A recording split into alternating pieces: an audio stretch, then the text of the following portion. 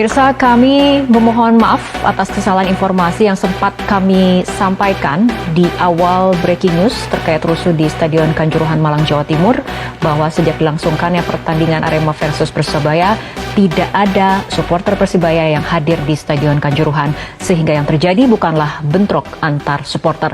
Hal ini sekaligus sebagai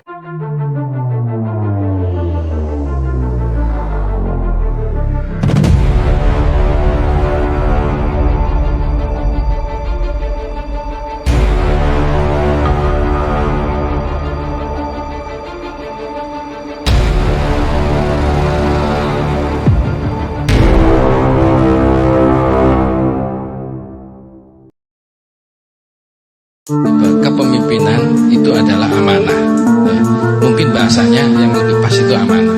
Ya, kalau dalam konteks pemimpin bertanggung jawab antara Wadas dan Kanjuruhan. Ditulis oleh Ahmad Dandi. Akhirnya Ketua PSSI Muhammad Irawan meminta maaf.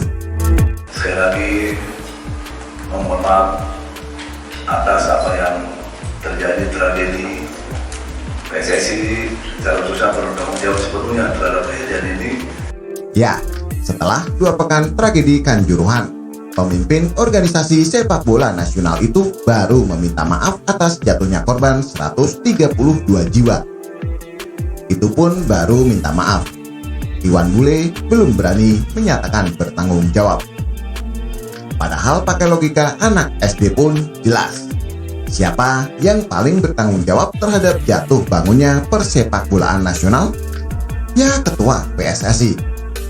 Terlepas Iwan Bule harus mundur atau tidak, itu persoalan lain. Lawong tanggung jawab saja tidak, kok mundur? Kejauhan, bos. Tapi seharusnya, sebagai Ketua PSSI, Iwan Bule berani meminta maaf dan menyatakan diri bertanggung jawab terhadap terjadinya peristiwa tragedi Kanjuruhan. Itu pun bukan 2 minggu pasca kejadian. Harusnya pada hari pertama, sebelum yang lain menyatakan duka dan keprihatinan. Sebelum para supporter se-Indonesia membuat doa bersama dan aksi solidaritas. Iwan Bule sudah harus yang pertama menepuk dada sebagai yang paling bertanggung jawab. Istilah Jawanya, dadani. Iya dong, kalau kompetisi berjalan bagus, bukankah dia yang dapat apresiasi pertama? Kalau Liga Indonesia dapat pujian dari luar negeri, Iwan Bule juga yang disorot prestasinya. Tapi kenapa ketika ada tragedi, ada korban ratusan orang, dia tidak berani mengakui sebagai paling bertanggung jawab? Tapi negeri ini memang fakir pemimpin yang berani dadani. Sejak hari pertama tragedi ini, tak ada satupun pemimpin atau tokoh yang menyatakan diri bertanggung jawab. Dari skala lokal, Bupati Malang dan Gubernur Jatim misalnya, tidak ada ucapan, saya minta maaf dan saya bertanggung jawab atas terjadinya peristiwa ini. Sampai tingkat atas, baik itu Kapolri, Dirut PT LIB, Indosiar, Ketua PSSI, Menteri Olahraga.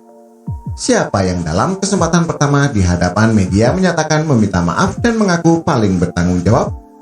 Tidak ada. Semua sibuk dengan pembenaran masing-masing.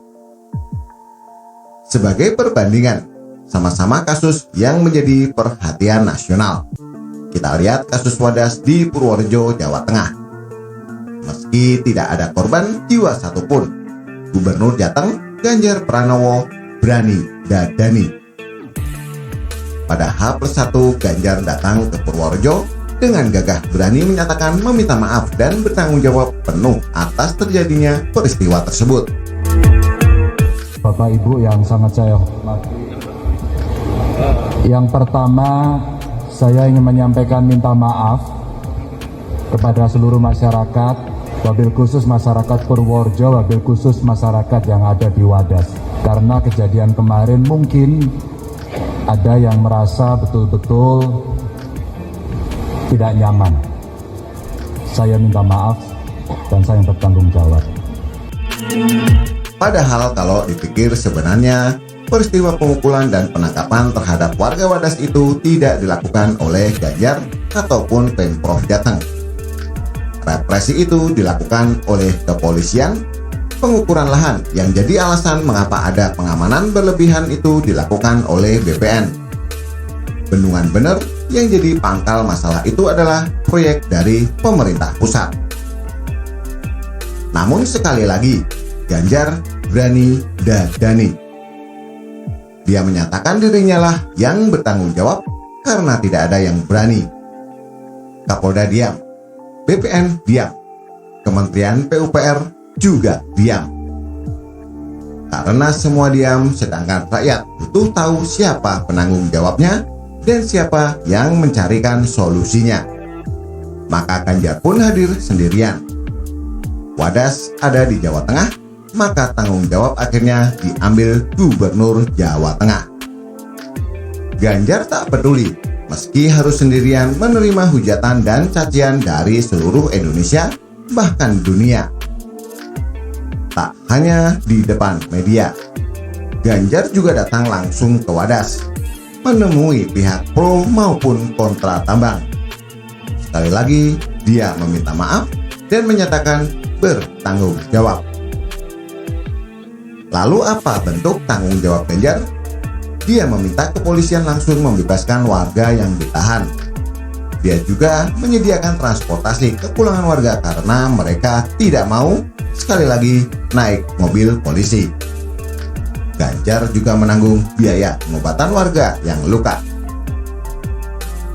Setelahnya Ganjar sendiri yang menyelesaikan kasus ini. Dia tidak mau repoti TGIPF atau Pak Mahfud MD. Dia sendiri datang lagi ke Wadas untuk silaturahmi, sambung rasa, mendengarkan keluhan, usulan, dan aspirasi. Ganjar berjanji akan berada di pihak warga dalam persoalan ini.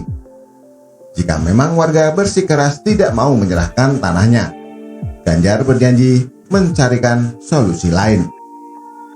Tapi jika bersedia, ia akan mengawal agar hak-hak warga dipenuhi, termasuk memperjuangkan harga tanah setinggi mungkin, plus bantuan-bantuan lain.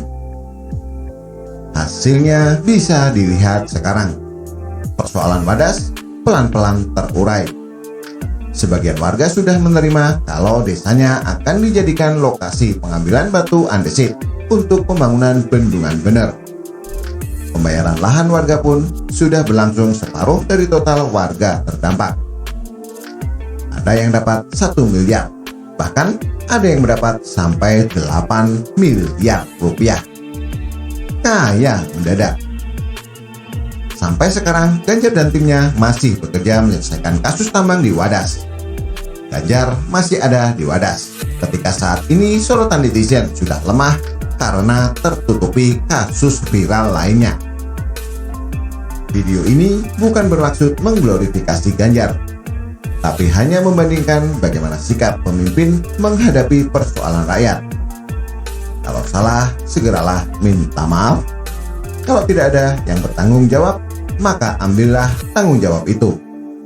Itulah pemimpin rakyat, bukan pemimpin pengkhianat.